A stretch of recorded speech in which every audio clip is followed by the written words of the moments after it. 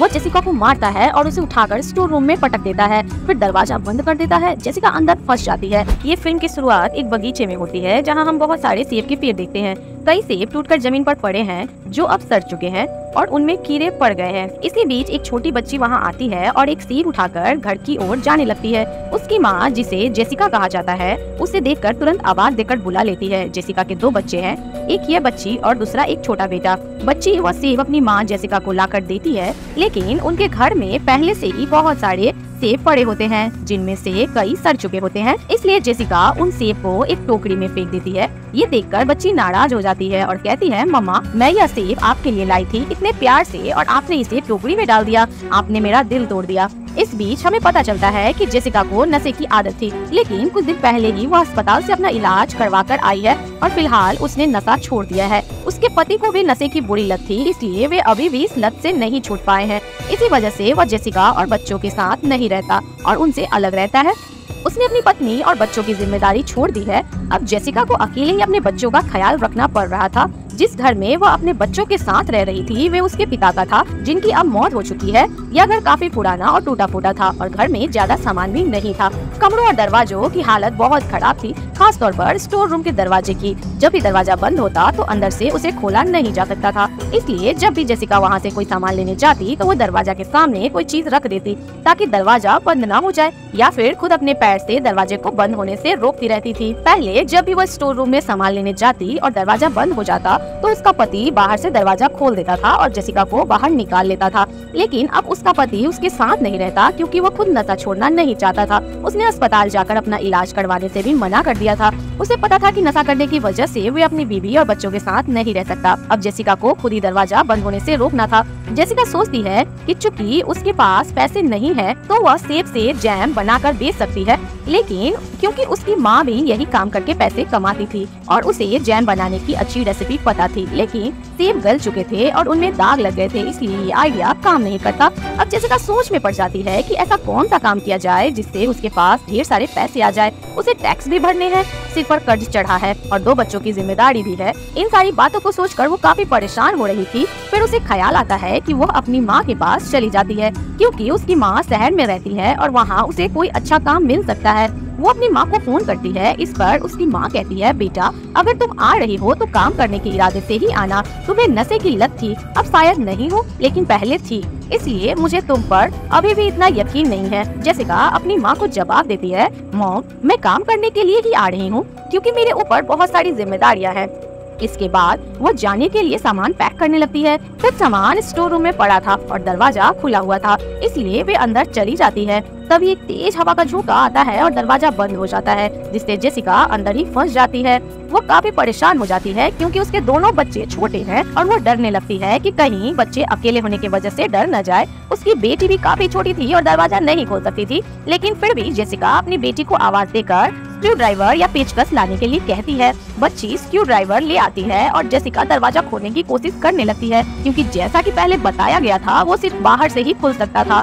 तभी किस्मत से उसका पति वहाँ आ जाता है। वो दरवाजा खोलता है और जेसिका बाहर आ जाती है। वो मजाक उड़ाते हुए कहने लगता है, जेसिका, अब तो मुझे हैरानी भी नहीं होती कि तुम स्टोर रूम में बंद हो गई हो, क्योंकि ये तो तुम्हारा रोज का काम बन गया है। पता नहीं तुम जानबूझकर करती हो या सच में इतनी बेवकूफ हो।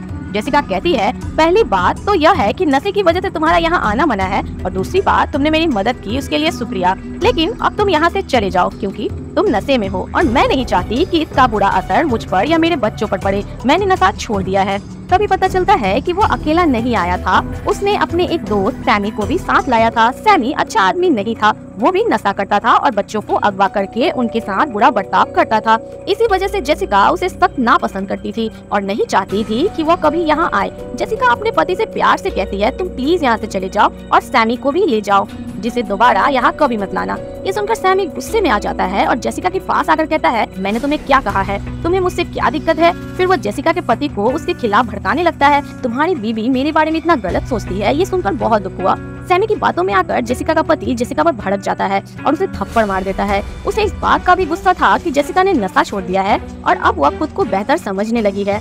फिर भी जेसिका कहती है, तुम चाहे जो मर्जी कर लो मेरे साथ, लेकिन सैमी यहाँ नहीं आना चाहिए और तुम भी तब तक मत आना जब तक तुम नशा नहीं छोड़ देते। मैं अपने बच्चों पर इसका बुरा असर नहीं पड़ने देना चाहती। मुझे उनकी अच्छी परवरिश करनी है और उनका ख्याल रखना है, इसलिए प्लीज यहाँ से चले जाओ। ये सुनकर उसका पति गुस्से में आ जाता है। वो जेसिका को मारता है और उसे उठाकर स्टोर रूम में पटक देता है। फिर दरवाजा बंद कर देता है। जेसिका अंदर फंस जाती है और उसका पति उसे ही हर चीज के लिए जिम्मेदार ठहराता है। हमारे आज की हालत तुम्हारे पिता की वजह से है, क्योंकि उन्होंने हमारे लिए कुछ पैसा नहीं छोड़ा। जेसिका रोते हुए कहती है, प्लीज गुस्सा थूक दो और मुझे यहाँ से बाहर निकालो। लेकिन उसके पति ने न केवल दरवाजा बंद कर दिया था बल्कि बाहर बोर्ड भी ठोक दिया था ताकि दरवाजा टूट न पाए। अब जेसिका को याद आता है कि जब उसका पति उसे बंद कर रहा था तो उसका फोन बाहर ही गिर गया था। उसके पास जितने भी पैसे थे वो सब उसके पति ने निकाल लिए हैं। अब ना तो वह बाहर जा सकती थी और ना ही उसके पास पैसे थे। जब उसका पति दरवाजे पर कील ठोक रहा था तो एक कील जेसिका के हाथ में घुस गई, जिससे उसका हाथ जख्मी हो गया। दर्द की वजह से वो रोने लगी, लेकिन फिर भी उसे अपने बच्चों की फिक्र थी। उसने अपनी बेटी को कह दिया था कि वे अपने भाई को लेकर कमरे में चली जाए और अंदर से दरवाजा बंद कर ले। बच्ची ने वैसा ही किया और अपने भाई के साथ कमरे में चली गई। कुछ देर बाद जब उसका पति और सैमी वहाँ से चले गए तो बच्ची बाहर आई और कहती है, मम्मा भाई रो रहा है, उसे शायद भूख लगी है, आप कब बाहर आएंगी? जेसिका रोते हुए जवाब देती है, मेरी बच्ची माफ करना, मैं तो आना चाहती हूँ लेकिन यहाँ फंस चुकी हूँ। तुम ऐसा करो, भाई के पास जाकर बैठ जाओ, वो रोना बंद कर देगा। बच्ची जो काफी छोटी थी लेकिन समझदार थी, जेसिका से कहती है, मम्मा आपका फोन ला कर दूं? बच्ची फोन लाकर उसे नीचे से फेंक देती है जहाँ छोटी सी जगह थी। जेसिका मदद के लिए हेल्पलाइन पर फोन करने की कोशिश करती है लेकिन वहाँ सिग्नल नहीं आ रहे थे, इसलिए कॉल नहीं हो पाती। बच्ची कहती है, मम्मा मुझे वॉशरूम जाना है, आ जाओ ना बाहर। जेसिका कहती है, मेरी जान मैं कैसे आऊँ, फंसी हुई हूँ, तुम खुद ही चली जाओ वॉशरूम। बच्ची जवाब देती है, नहीं मम्मा मैं यही रहूंगी, आपसे दूर नहीं जाना चाहती। इस पर बच्ची वहीं पर यूरिन कर देती है। जेसिका सोचती है क्यों ना मैं दरवाजा ही तोड़ दूं। वह आसपास ऐसी कोई चीज ढूंढने लगती है जिसे दरवाजा टूट जाए, लेकिन वहाँ ऐसा कुछ नहीं था। रात गुजर जाती है। सुबह उसकी बेटी कहती है, मम्मा मुझे और छोटे को भूख लगी है। जेसिका उसे स्टोर में पड़ा हुआ जैम देती है। बच्चे वो खाकर अपना पेट भरते हैं और वो खुद भी उसी पर गुजारा करती है। उसे उम्मीद थी कि आज उसका पति आ जाएगा, लेकिन वह नहीं आया। अब उसे किसी भी तरह से यहाँ से निकलना था क्योंकि उसके बच्चों को उसकी जरूरत थी। जेसिका अपनी बेटी से कहती है, बेटा कुछ ऐसा लाओ जिससे मैं दरवाजा या फर्श को तोड़ सकूं। बच्ची जो अपनी तरफ से कुछ न कुछ लाने की कोशिश करती है, कभी लकड़ी, कभी खिलौना, कभी चम्मच। ये देखकर जेसिका को गुस्सा आ जाता है। वो सारी चीजें दरवाजे पे दे मारती है और कहती है, ये तुम क्या ला कर दे रही हो, इससे कुछ नहीं होगा। बच्ची रोने लगती है और जेसिका को अपनी गलती का एहसास होता है। वे कहती है, अच्छा मेरी जान सॉरी, मैंने तुम्हें ज्यादा ही डांट दिया, प्लीज चुप हो जाओ। जेसिका सोचती है कि उसने अपनी जिंदगी में बहुत गलतियाँ की थी जिनका उसे आज पछतावा हो रहा था। सबसे बड़ी गलती अपने पति से शादी करने की थी। उसे स्टोर रूम में उसके पास थोड़ी मात्रा में नशा भी पड़ा था जिसे वो लेने का सोच रही थी, लेकिन किसी तरह बड़ी हिम्मत करके उसने खुद को रोक रखा। अब जब उसकी बेटी कोई काम की चीज नहीं ला पा रही थी, इसलिए जेसिका को स्क्रू ड्राइवर से ही काम चलाना पड़ा। वो अपनी मदद से फर्श को तोड़ने लगी, लेकिन यह काम एक ही हाथ से करना पड़ रहा था क्योंकि कील लगने की वजह से उसका दूसरा हाथ जख्मी था। उसे दर्द हो रहा था और इन्फेक्शन फैलने का भी खतरा था। इसी बीच सैमी वहाँ आता है, लेकिन इस बार वह अकेला था। उसकी बेटी ने ये बात अपनी माँ को बताई। ये सुनकर जेसिका काफी डर गई और उसने अपनी बेटी से कहा, बेटा जल्दी से कमरे में चली जाओ, दरवाजे को अच्छे से बंद कर लेना और खोलना मत। बच्ची ने वैसा ही किया। अब वह खतरनाक आदमी जिसका जेसिका को बहुत डर था वहाँ आ चुका था। वो आते ही जेसिका का मजाक उड़ाने लगा। जेसिका ने उसे दरवाजा खोलने की विनती की, लेकिन वो मना कर देता है। कहता है, मैं किसी के घरेलू मामलों में दखलंदाजी नहीं करता। ये सुनकर जेसिका समझ गई थी कि वह यहाँ बच्चों को नुकसान पहुँचाने की नीयत से आया है। वह घबरा गई और उसे वहाँ से जाने के लिए कहती है और ये भी कहती है कि मेरे बच्चों से दूर रहो, लेकिन वह नहीं जाता। मजबूरन जेसिका ने कहा, मेरे पास यहाँ मेरे हस्बैंड का दिया हुआ कुछ नशा पड़ा है, अगर तुम वादा करो कि तुम यहाँ से चले जाओगे और फिर दोबारा कभी नहीं आओगे तो मैं ये तुम्हें दे दूंगी। इस पर सैमी मान गया और कहता है, ठीक है मंजूर है, अब मुझे वह नशा दो। जेसिका को उस पर भरोसा नहीं था। उसने कहा, मैं यहाँ फंसी हुई हूँ, दरवाजा के पास नहीं आ सकती, तुम ऐसा करो अपना हाथ आगे करो, मैं तुम्हारे हाथ पर रख दूंगी। अब सैमी चालाक था, उसे शक हो रहा था तो वह मना कर देता है, लेकिन जेसिका उसे मजबूर करती है। अंत में सैमी अपना हाथ अंदर करता है। जैसे ही उसका हाथ अंदर आया, समझदारी से काम लेने के लिए जेसिका ने स्क्रू ड्राइवर उसके हाथ में घुसेड़ दिया और उसके ऊपर पत्थर मार मार कर स्क्रू ड्राइवर को और अंदर कर दिया। सैमी का हाथ वही फर्श पर अटक गया। दर्द के कारण वो तड़पने लगा, लेकिन नशे की बुरी आदत से उसे खतरनाक बना दिया था।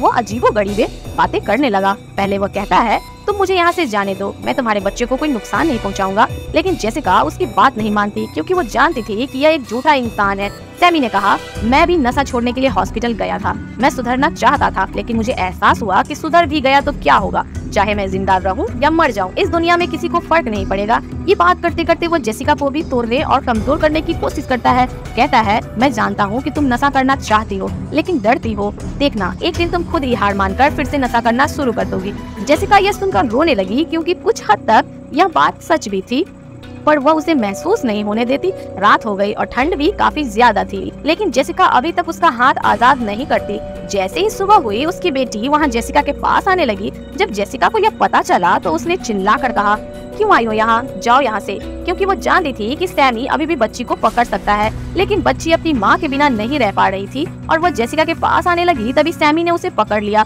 जेसिका काफी घबरा गई। उसके पास एक लाइटर था, तो उसने अपनी बच्ची की जान बचाने के लिए वहाँ आग लगा दी। जैसे ही सैमी का हाथ जलने लगा, वो बच्ची को छोड़ देता है और दर्द से तड़पने लगता है। अब जेसिका ने देखा कि इस आग में तो वो भी जल सकती है, तो उसने जल्दी से कपड़ा लेकर आग बुझा दिया।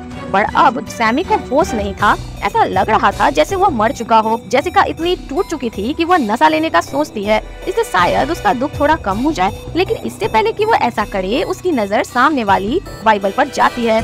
उसने जैसे किताब खोली, हर पन्ने पर पैसे रखे हुए थे जो उसके डैड ने जेसिका के लिए छोड़े थे। बाइबल पर लिखी कुछ लाइनों को पढ़ने के बाद वो इतनी प्रेरित हो गई कि रोने लगी और नशा भी वहीं फेंक दिया। उसने सैमी के हाथ से स्क्रू ड्राइवर निकाल लिया। वो बेहोश था, उसे जरा भी इस बात की भनक नहीं लगी।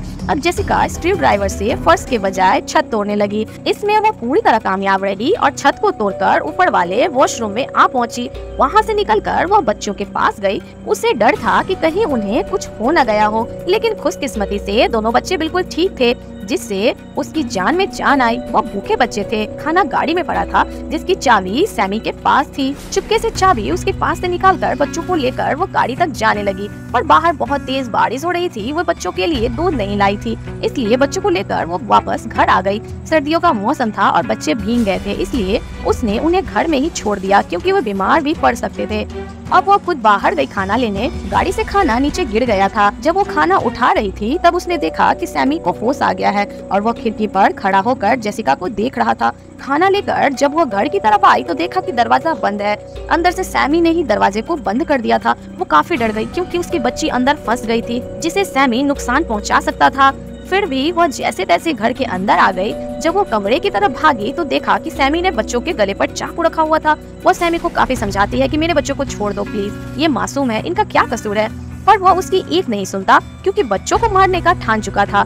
इससे पहले कि वो ऐसा करता, वहाँ उसका हस्बैंड आ गया, जिसने हाथ में गन पकड़ी हुई थी। गन पॉइंट करके वो सैमी से अपने बच्चों को छुड़वा लेता है, जिसके बाद सैमी वहाँ से भाग गया। अब उसके हस्बैंड को स्टोर रूम में पड़े पैसे और नशा मिल जाता है, जिसे वो ले चुका था। फिर वो जेसिका से कहता है, तुम भी मेरे साथ चलो। जेसिका सोचती है कि अगर उसने मना किया, उसका हस्बैंड गुस्से में आकर उसे फिर से स्टोर रूम में बंद कर देगा, इसलिए वे उसके साथ जाने के लिए मान जाती है, इस इरादे से कि बाद में जैसे तैसे बच्चे को लेकर वहाँ से भाग जाएगी। वो बहाने से अपने हस्बैंड को बाहर गाड़ी में भेजती है और खाना लाने और चुपके से उसके सैंडविच में बेहोशी की दवा मिला देती है। वो सैंडविच खा लेता है, लेकिन तभी उसने एक नशे वाली सिरिंज निकाली। पहले खुद नशा किया और जब जेसिका की बारी आई तो वो उससे गन छीनने लगी।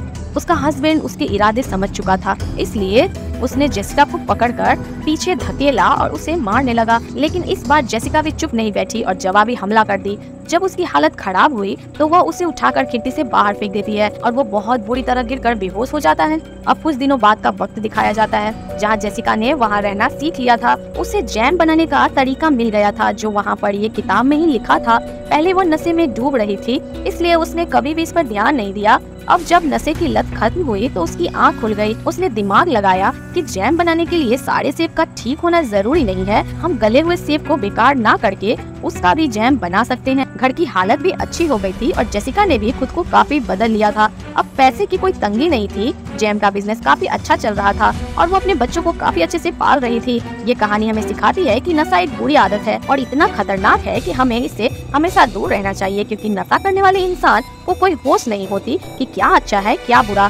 इसी संदेश के साथ ये फिल्म यहाँ खत्म होती है। मूवी की एक्सप्लेनेशन आपको कैसी लगी हमें कमेंट सेक्शन में बताएं और मूवी की एक्सप्लेनेशन अच्छी लगी हो तो वीडियो को लाइक भी करें।